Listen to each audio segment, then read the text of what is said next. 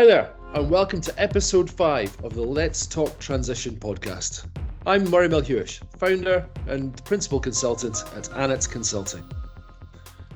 We help organisations bring products and services to market and provide interim project management to the offshore renewables industry.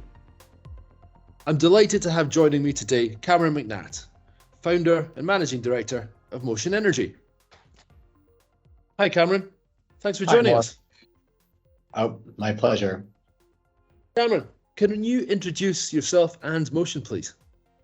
So I am Cameron McNatt. I am the co-founder and managing director at Mocean Energy.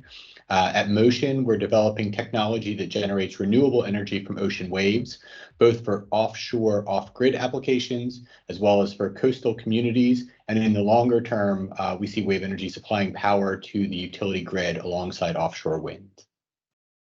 Wow. And Cameron, can you take us through your earlier career, please? You know, what led you to co-found Mocean? Sure. So I would say probably the first job I actually liked, I was working for a naval architecture firm, helping to write software. This was in the US for the US Navy. I then took that experience and did a master's in ocean engineering at Oregon State University, which is where I was introduced to wave energy and did my master's thesis around wave energy. I was really into the topic. I combined my sort of technical capabilities and passions with my passion to make a difference in, in reducing our carbon footprint. And I then applied to the University of Edinburgh to do my PhD. And that's what brought me to Scotland. And as I was nearing the end of my PhD in 2014, 2015, unfortunately for the industry, there were a couple of sort of high-profile failures. Companies Polamis and Aquamarine went into administration. So that was certainly a big shock to myself and my career plans, but actually created an opportunity where the Scottish government rechanneled some of that funding that was going towards some of these individual businesses to create a program called Wave Energy Scotland, which they used to kind of keep the sector alive here in Scotland to ensure that all of that know-how that was developed within the industry didn't dissipate. And we founded Mocean Energy, applied for the funding. When I say we, it was myself and my co-founder, Chris Retzler, who had been the principal scientist and one of the co-founders of Polamis, and were successful with the Wave Energy Scotland funding. And, a few steps later, here we are today. Great. And so take us through development of your technology to date then within Mocean, please. Sure. So as part, even before we joined the Wave Energy Scotland program, Chris and I were developing this technology, and our thesis was around, can we change the shape of the wave energy machine, change the geometry of the hulls, and produce more energy? So what we did was kind of utilize some of my software experience and Chris's expertise, and we wrote some code that programmatically optimized the geometry and just basically tried out thousands of different shapes to see, which ones perform better. And we got some very interesting results. And that became the basis of our stage 1 application to Wave Energy Scotland.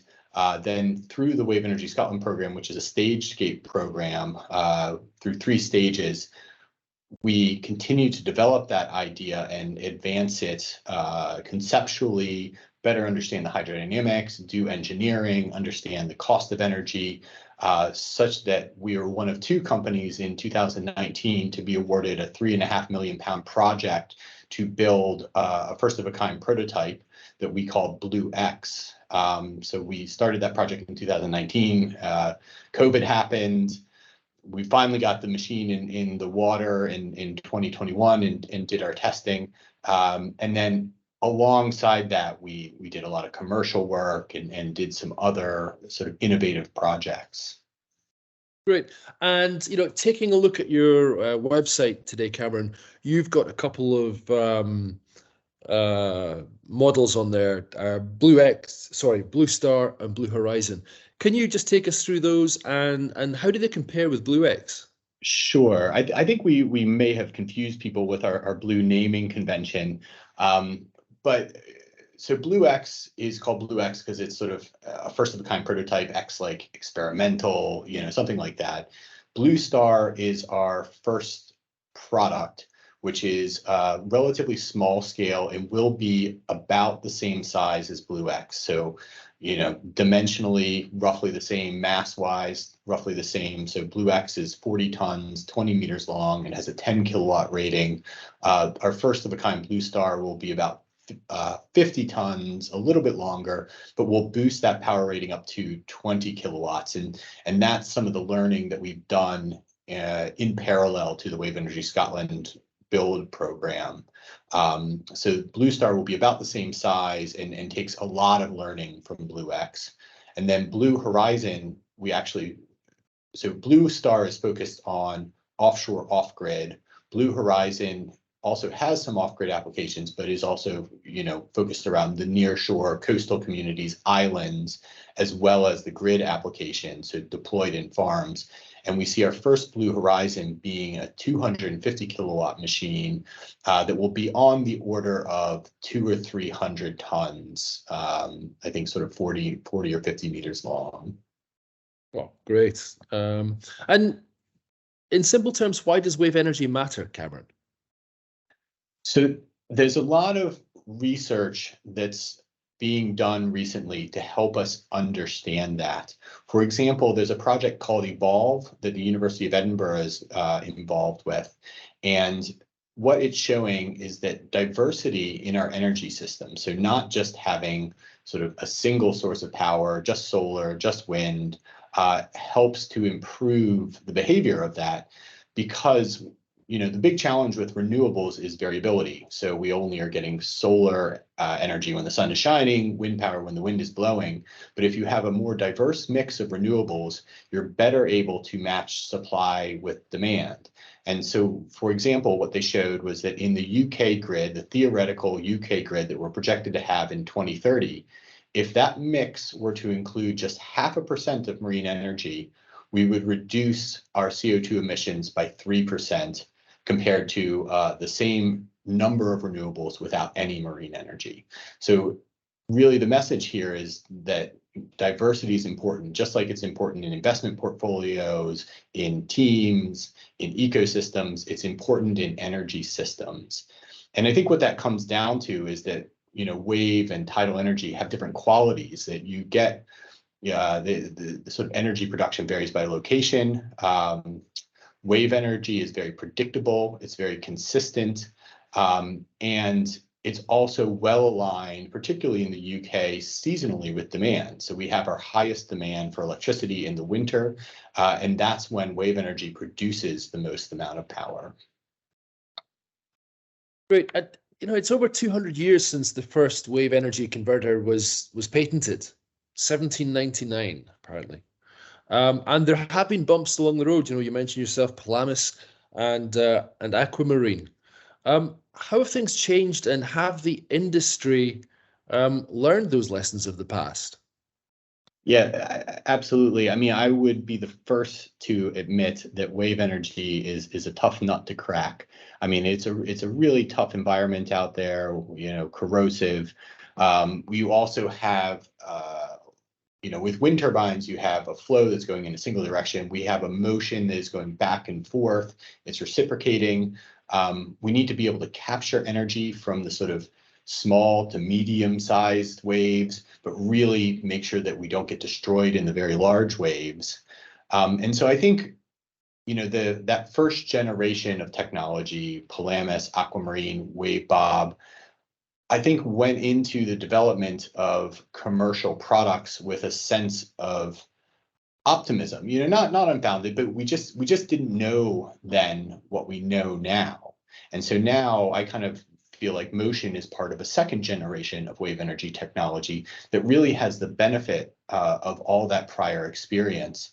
And so my co-founder, Chris, as I mentioned, was the principal scientist at Palamis. So he brings in a lot of technical lessons, but also a lot of commercial lessons. And so, right now we know what the challenges are. And what Mocean are doing technically is we're using software and optimization to design higher performance machines. I already talked a little bit about that. That's my background. We're putting a lot of focus on reliability and robustness. So we're developing a direct drive generator. So we're going straight from a sort of simple mechanical motion directly to electricity, sort of all electric drive. And we've done a lot of testing and have a design philosophy around survivability. So our machine naturally will dive through very steep waves.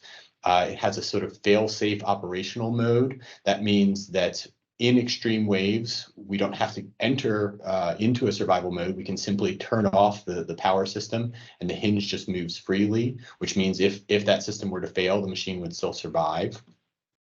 And commercially, rather than going straight for the large utility scale markets, we see the opportunity in near term, high value, large actually markets. So right now, our first product, Blue Star, will focus on the off-grid applications, and that's exactly the route that we saw with solar and wind. So the first, solar power was developed for the space industry, where you basically, couldn't get power any other way.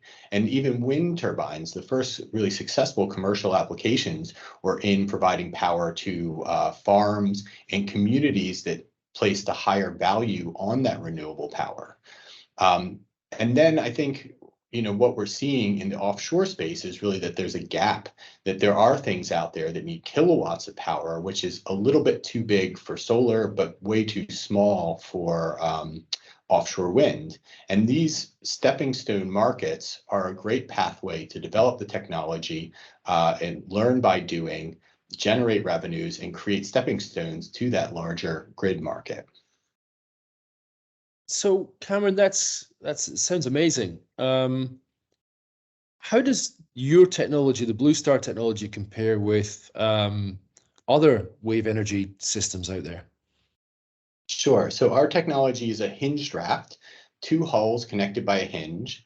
The kind of advantage of that in general is that it can be deployed at any water depth. So it doesn't have to react against the seabed to produce power. We have developed an innovative geometry using software and AI optimization. That means that we are more efficiently using the structure, so we can produce more power for the same size structure. We're developing a direct drive generator that will improve the reliability, which is so important in the offshore space where maintenance is very expensive, and will have higher efficiency. Great. And what can you tell us about the tests that have been done to date offshore with the prototype?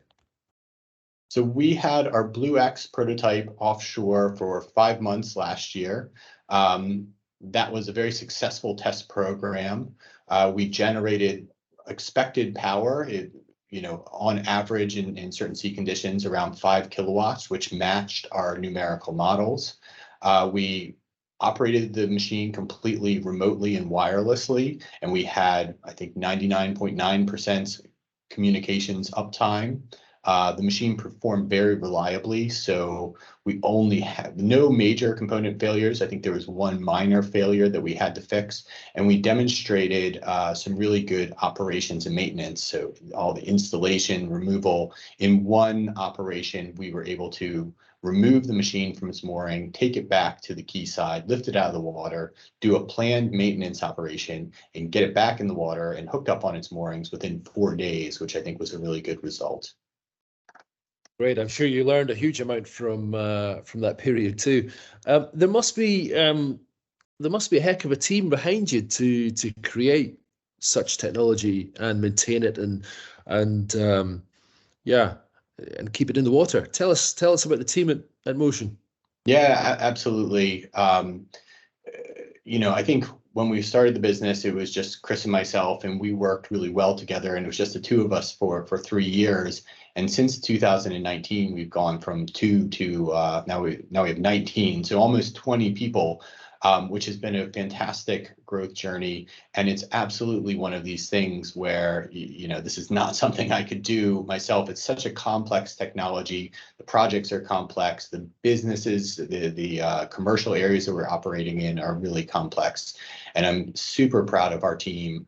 A couple of years ago, we brought on Ian Crossland, who's our commercial director, who has 27 years experience in the oil and gas industry, including the past 10 years in companies developing innovative technology. John Clark, who's our head of projects. He has delivered the incredibly challenging novel wave energy converter project successfully, and just has a really strong perspective on roadmaps. Jay Parle is our head of engineering. He brings another sort of 20 years in the subsea industry, which is really important. That's where we see commercial applications. And then we just brought on a person called Torger Skillenstad as our chair. And so Torger's was the CEO of a Norwegian business that had investment from Equinor Ventures, and then a very successful exit a few years ago. Great, you're like the lead singer introducing the band. I love it. So, what have you in founding the business, Cameron, and you're growing it to date and getting Blue Star offshore? What have been your biggest challenges? I mean, I think I probably won't get away with admitting that COVID was not one of them. I think COVID sort of caught obviously everybody by surprise, and that was right in the middle of when we were building our project, the Blue X. So it wasn't one of those where it was just, we could go and work from home on that. So we had that definitely slowed things down and stopped things for a little while. But I think we did a really good job recovering from that. I think that, we've been very satisfied with the performance of our technology in our offshore testing. But, one of the real lessons learned, as you can expect, is that these things always sort of take longer than you kind of ambitiously expect them to. Things always move to the right projects, and it sort of takes longer, costs more, is harder than you ever expect it to be. And I think, right now, a big focus for myself is on raising investment and fundraising. And that's a real challenge. I mean, I think that kind of thing is always a challenge. I think that we're faced with a bit of a double level of a challenge, because wave energy really does have a bit of a stigma because of some of these early failures. We have really good commercial traction. We've had a lot of success with our technology, but we just have to kind of overcome this already preconceived perception about what wave energy is, which is a challenge. Yeah, I was going to ask about funding. I guess both public and private funding are difficult to come by for such innovative technologies. And of course, you've mentioned Wave Energy Scotland, which is great. But how have you found the difference in public and private and the response in general? And I guess if you were to go back to the start, what would you do differently? Sure. So I think public funding is meant to fill a gap, and it has been. So it's meant to fill a gap around technical and commercial risk where investment won't come in and do the whole job. And so we've been very lucky in terms of the timing of our business to be able to access the Wave Energy Scotland funding. We're now in a very similar program called Europe Wave, where we were just awarded phase 2. And if successful with phase 3, that will allow us to build our Blue Horizon 250 kilowatt machine. We've also been successful with Innovate UK and Scottish Enterprise funding. We've done well with investment, don't get me wrong. So we've raised 1.6 million to date in kind of a seed round. Now we're looking at a 2 million seed plus round. And I think I mentioned the challenges around raising that funding. I think it's really not something specific to our business necessarily, where we are from a technical and a commercial standpoint. I feel like a lot of it is just, fighting against a pre-existing bias around wave energy. But we do think that is changing. We think that investors are starting to see how wave energy is going to be an important part of our longer term mix. Last year, we saw this past year, we saw the UK government put in place a £20 million pot in the CFD auction for tidal energy. We'd expect to see something like that for wave energy coming soon. We're certainly not the only wave energy business that's going after these niche markets for off-grid and is getting commercial traction. So I think that's going to become more widely recognized. And we're seeing the offshore industry really engage with wave and tidal energy. So we're seeing partnerships form. We just signed an MOU with Baker Hughes. We're seeing companies like Orbital get investment from Technip FMC, and we're seeing oil and gas companies, Shell and Total Energies, actually put in place people whose title has wave and tidal energy in it. So I think it's a really exciting time, and that sort of trend is going to filter through. And it's our position that wave energy is where floating offshore wind was 3 years ago. So if you look at floating offshore wind 3 years ago, it was really considered a bit of a fringe technology. And now the hype and excitement around floating offshore wind is just through the roof. Yeah, great. How do you see the reaction from the utilities in general? I mean, I would think that your technology and floating offshore wind particularly would seem to go hand in hand. Yeah. So it is very much our hypothesis that one model for deploying wave energy is combined with offshore wind, combined with floating offshore wind. So this spacing between individual wind turbines is driven by the aerodynamics of the blade interactions. And so individual turbines will be placed 1 to 2 kilometers apart, which creates a lot of space at sea. And all of that needs to have a seabed lease. It all needs to be licensed. You need to run a cable out there anyway. Waves are, of course, generated by wind, but it's very complementary. So you'll typically have a weather system that comes through that's generating waves over your ocean. It arrives at the coastline and spins up your wind turbines. And then those waves arrive a little bit later, so hours or even a day later. So you get kind of a double whammy of power. All of this has benefits for that project. And I do think that this concept is catching on. It does need more research. It needs to be de-risked, and it needs more engagement with project developers and utilities. But I think, before we even get to that point where we see the first wave farms will probably be in islands and remote communities. So we're, rather than the utility grid here in the UK. So we're interacting with places like Bermuda and French Polynesia and Malta, and these are places where they're running on diesel generation. There's a high carbon intensity. Electricity is really expensive. They really want to decarbonize, but they don't want wind because of the visual impact and because they often don't have the infrastructure to handle these giant wind turbines.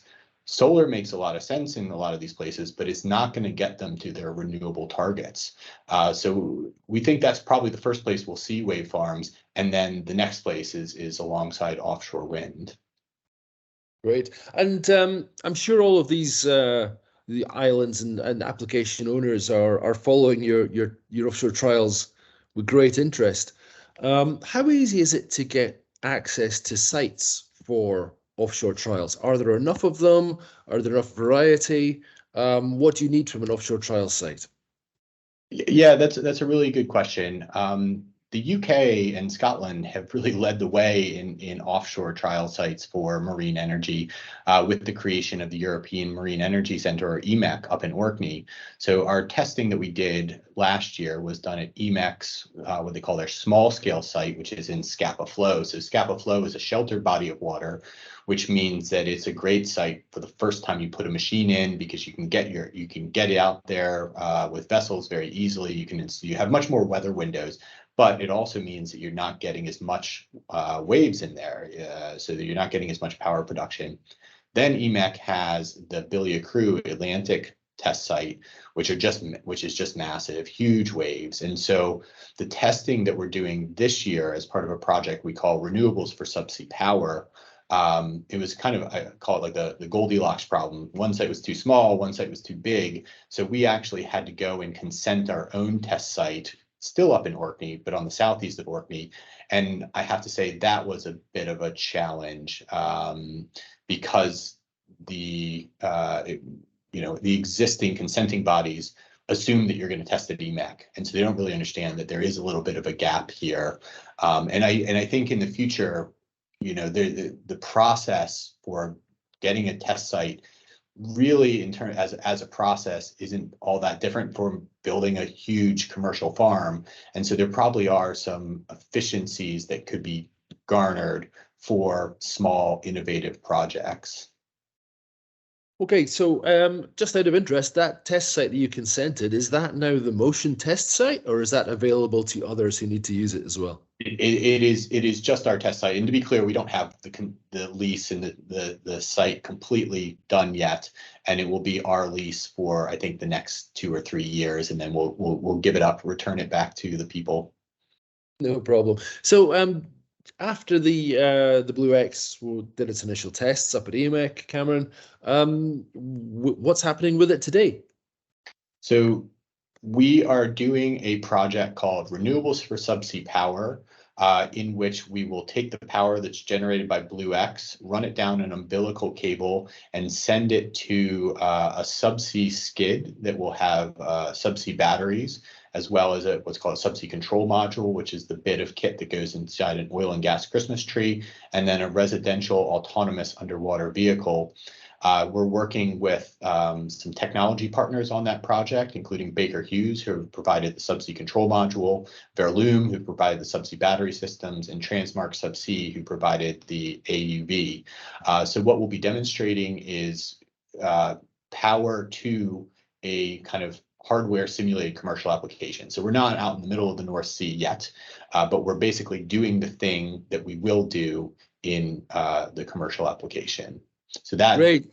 Yeah. So we're hopefully the goal is to get that offshore this autumn, sort of get the winter waves and test through to kind of next spring, next summer.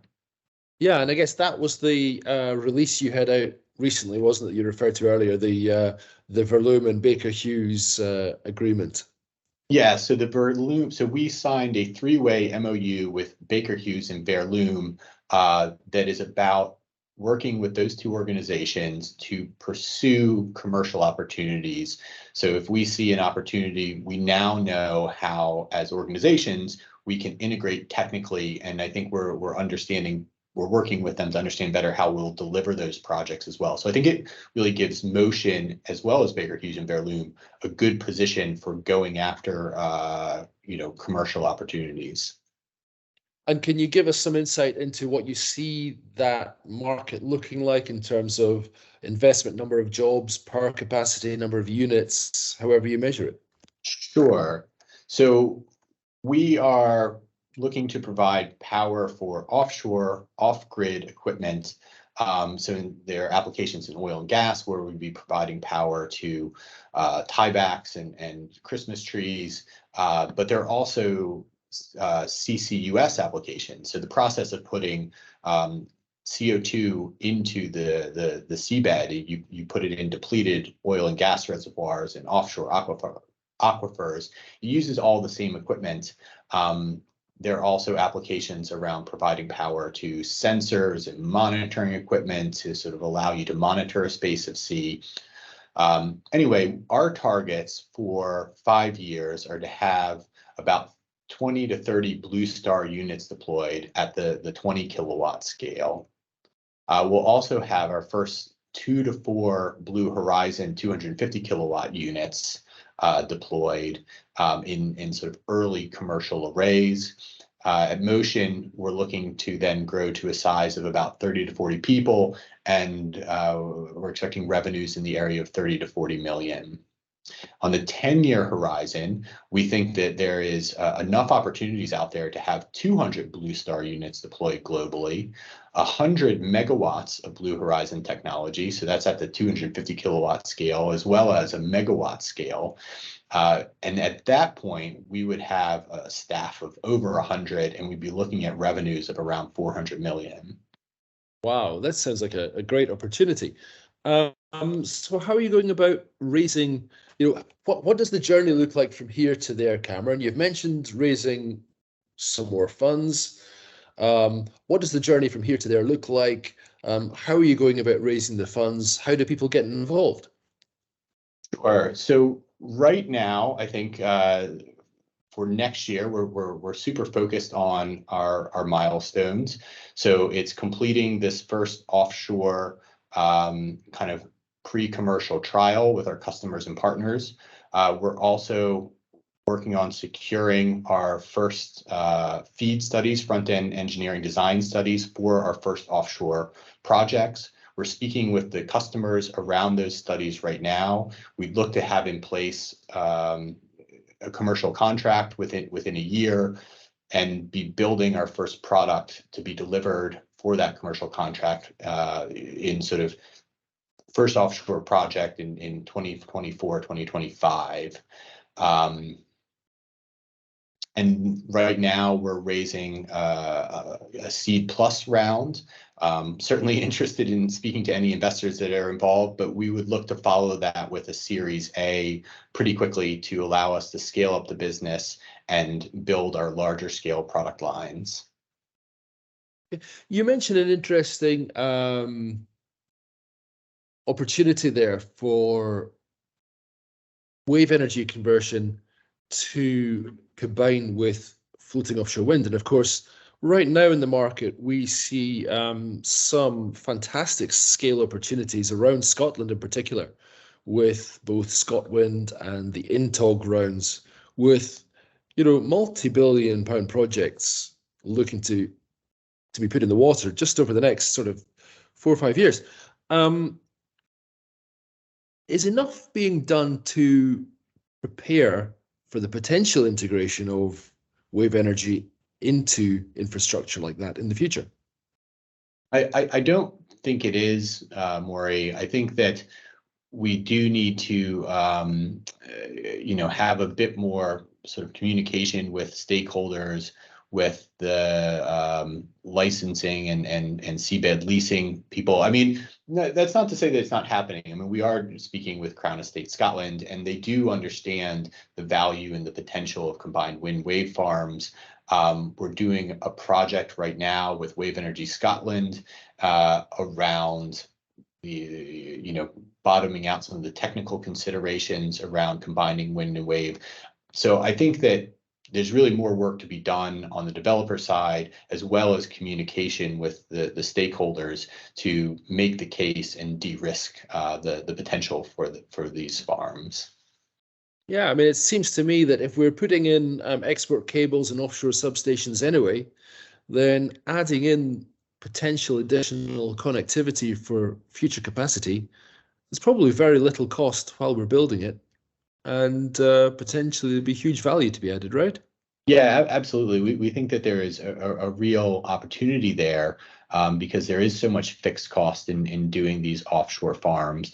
And we've done some sort of initial calculations that show that the potential for wave energy combined wind wave farms it's not incremental. It's not sort of 5 or 10% increase in power production, but there's potentially a sort of 50 to 100% gain in the amount of power that can be extracted from a given space of sea. So there's a real opportunity, but I won't deny that it's going to be easy. There are risks when you're developing a $1 billion wind farm. It's tough to be convinced that integrating new technology into it is a no-brainer. So we understand that there are challenges. We're very realistic about that, and I think that but what we need to do is start the conversation and do the technical studies to help de-risk those projects. So the Floating Offshore Wind Conference happens next week in Aberdeen. What would be your call to those floating offshore wind developers? Just come in with an open mind. Let's have a conversation about what a floating combined wind wave farm would look like. What are your concerns and how can we address them? Brilliant. Excellent. You mentioned, Cameron, support already from public bodies like Wave Energy Scotland, and of course you mentioned the Crown Estate. As an industry, does Wave need more support? If so, what and from who? I think any new technology industry needs support from governments. Government funding fills a gap where private investors won't. And that's not, unique to wave energy at all. That's just a general thing for new technologies. I think because wave energy has more challenges, I would say, than other industries in getting private investment right now, it probably needs a little bit more support to fill that gap. But our strategy around pursuing commercial markets where we don't need subsidies, so the offshore, off-grid, or even islands, we don't need any sort of CFD necessarily to make those work commercially, means that we're less dependent on those types of subsidies. I think to be able to get to, grid scale power in the UK, yeah, we probably do need a CFD or something like that. So I guess what I would suggest is that, right now we need funding to support R&D and innovation. In the kind of medium term, some sort of CFD mechanism certainly would accelerate the development of wave energy in Great Britain. Great. Okay. And now to you, Cameron, and I guess to Mocean as a company. How do you define success for Mocean? I think it's impact. I mean, we've talked a lot about the sort of business potential of this, but really, wave energy it's a low carbon technology in this sort of near to medium term as part of a diversified grid. We're showing that just a small amount of marine energy, wave and tidal energy will create lower emissions compared to having the same renewables without wave and tidal energy. But then I think we see a real opportunity in empowering people in places like islands and remote communities where they're running on diesel generators. So French Polynesia is a really good example. So French Polynesia spends about $200 million a year importing fossil fuels for power and transportation. Their tourism industry, which is their biggest industry, is $300 million. So they have this huge industry bringing in money to the island, but they're sending all of that off for fossil fuels. And so to create projects that provide jobs and opportunities for local people and keep that money within their communities is a really important thing. And I think that and decarbonization are really, those would be success for Mocean. Perfect. And how about yourself personally, Cameron? How do you define success for you?